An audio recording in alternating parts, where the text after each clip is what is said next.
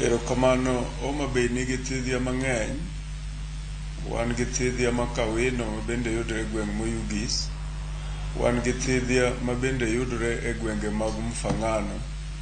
Wan gi thidhia mayudore e gwenge mag Ndhiwa. Wan gi thidhia mopogore opogore e piny Homa Bay kendo ging'eny man kod konyruok ma wagombo ni mondo oganda ong'e kendo giriti, nikech thidhiago e yore mwanyalo yudogo pi maler kendo jopiny nyalo konyore.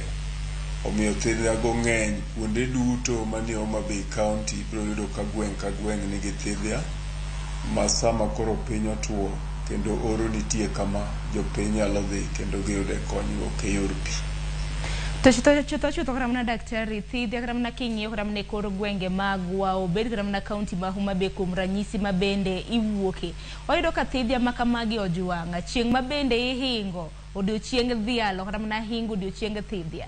Ema thidhia makamagi samoro ojami maino ahinya. Kini kaunti ma Homa Bay wachako karamna gi thidhia mano maduong' ma Ondago mabende nitiere kar chung' od bura ma Karachuonyo. En thidhia mabende ojwang'a ineno kanyo kata mana ka jodak bende odonjo karamna thidhia makamano pure gede rocho karamna chenro mag thidhia. Aken konyal machaka ke ni kaunti ma Homa Bay timo ang'o mano mar rito kuonde thidhia mopogore opogore.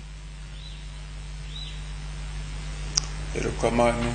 Kaunti ma Homa Bay kotelne gi sirikal mar moluor Gladys Wanga osetemo matek ahinya mondo warit thidhia e yo machalo kama.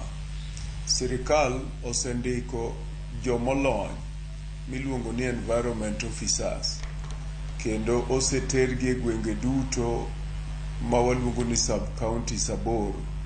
Sub-county ka sub-county nigi environment officer matije en rito neno ni thidhia ji